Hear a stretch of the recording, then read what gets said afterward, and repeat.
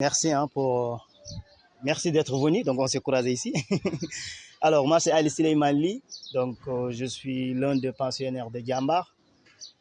Et je suis de la promotion de 90. Donc j'ai intégré à Djambar en 2003 avec Pape Soiré, Idriss Gana Gueye et Saliou Ciss.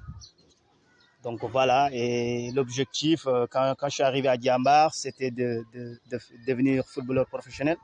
Avant Djambar, j'étais talibé.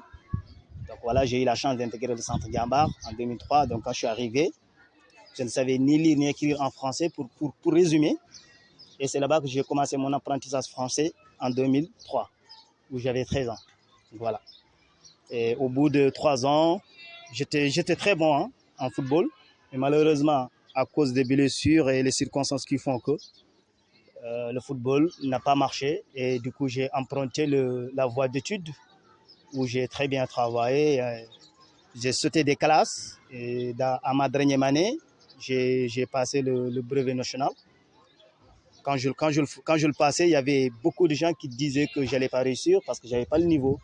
Mais à force de travailler, l'abnégation, la détermination, comme ce que j'avais dit aux élèves, j'ai réussi à atteindre l'objectif. Donc ça veut dire à réaliser mon rêve qui est de décrocher le brevet national. Ensuite, en 2011, j'ai quitté le Sénégal pour aller en France pour continuer mes études. Ensuite, voilà, j'ai atterri à Arras et j'ai passé la seconde, la première, la terminale à Arras. J'ai eu mon bac en 2016 avec mention bien. Et j'ai fait un concours, je suis rentré dans une école préparatoire.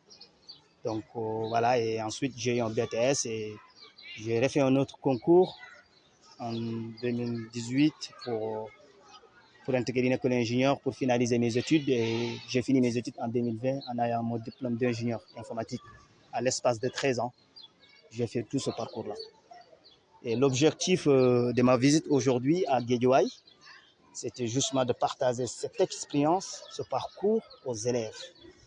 Voilà. Pour leur dire que rien n'est impossible dans la vie quand on a l'envie, l'abnégation, la détermination et qu'on est discipliné, on pourra atteindre notre objectif. Aujourd'hui, j'ai écrit un livre qui retrace tout ce parcours-là, qui est Djambar.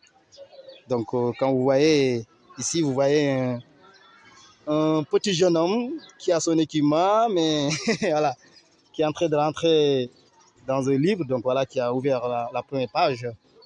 Voilà, et derrière, vous voyez une tablette donc, qui est écrit de Coran plus un peu, qui résume un peu mon parcours talibé. Voilà notre visite, donc grâce à Michel, qui m'a appelé depuis que je suis arrivé au Sénégal. C'est bon?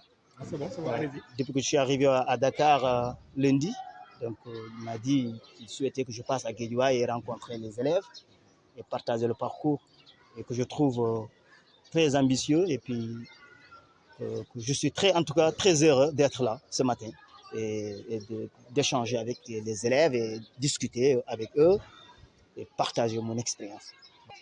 Ouais, bon, tout est mentionné dans le livre. Je vais le résumer. Je suis né à Tialma, dans la région de Saint-Louis, département de Podor. Et voilà, j'étais un jeune berger.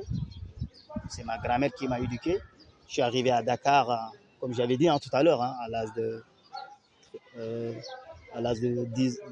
8 ans, pour être un talibé, où je vivais dans des conditions, voilà, conditions un peu difficiles, où je mangeais dans les rues, je marchais avec des pieds nus. Et pour avoir quoi manger, tu es obligé d'aller manger. Pour avoir quoi manger, pour avoir des vêtements, vous êtes obligé d'aller manger. Donc j'ai vécu dans ce cercle pendant 5 ans. Et après, j'ai eu la chance d'intégrer le centre Diamant. De toute façon, tout est expliqué dans ce livre. Et voilà. Donc, ce que je retiens dans ce parcours-là, c'est le partage, l'envie de vouloir réussir, discipline. Parce que je pense que si je n'avais pas ça dès le début, dans les écoles coraniques, peut-être quand on m'a passé le message de ne pas avoir toutes les qualités pour devenir footballeur professionnel, peut-être j'allais pas l'accepter. Donc voilà. Donc, mon socle, c'est le Dara. Bon, c'est une très bonne question parce que, exactement, c'est une très bonne question parce que quand je suis arrivé à Dakar, c'était justement pour étudier le Coran. Et quand ils ont su que j'avais envie de jouer, voilà, de faire du football et qu'il y avait tout le quartier qui venait à la maison pour supplier à mon papa de me laisser faire du foot.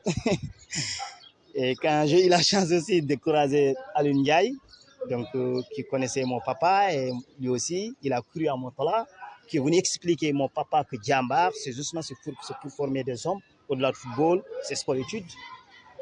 Et voilà, et ensuite, mon marabout a pris la décision de me laisser partir pour tester. Voilà, en fait. J'étais en sorte que c'était un test, en fait. Je voulais savoir qu'est-ce qui s'est passé là-bas. Donc, à travers l'année, on saura. Donc, en plus, il les a garantis que pendant les vacances, il faut que je revienne dans les écoles coraniques pour voir l'éducation qu'ils ont implantée envers moi. Sûrement, est-ce que cette éducation, je ne l'ai pas perdue.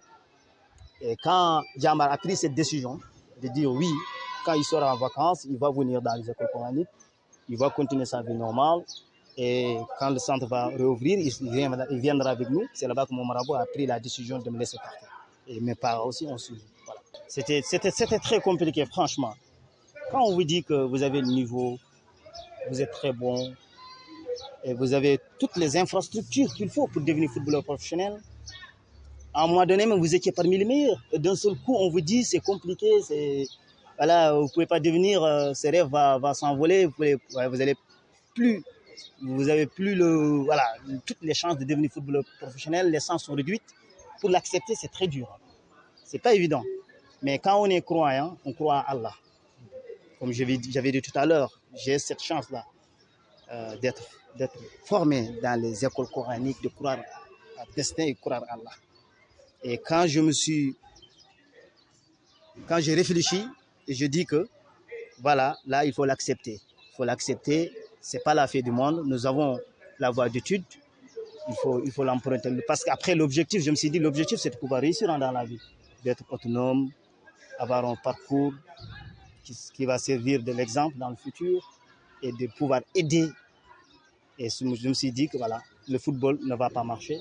Mais si je me concentre dans les études, ça va aller. Donc, pour répondre à votre question, la solution vient de foi, de croire à Allah, au destin. C'est grâce à ça que j'ai accepté cette décision de continuer dans les études. Je pense que je ne sais pas si j'ai répondu à votre question. Il faut croire à eux. Moi, j'ai fait 13 ans en France. Voilà, ce qu'on voit à travers la télé, on voit que l'Europe, c'est le paradis, c'est pas vrai. Hein. Moi, j'ai galéré, hein. J'ai énormément souffert. Et à un moment donné, je pleurais dans ma chambre. Je me disais que peut-être j'ai fait un mauvais choix, tellement que c'était difficile. Il faut croire à Allah, travailler. Vous savez, le plus important, c'est de croire en soi-même et de travailler. Ne pas tricher. Pour moi, là où on est, même si on est au Fouta, même si on est, je ne sais pas, un endroit où il n'y a pas de lumière, si on se croit à nous-mêmes et on travaille, on met tout ce qu'il faut, on est discipliné, on réussira. C'est le message que je porte aujourd'hui.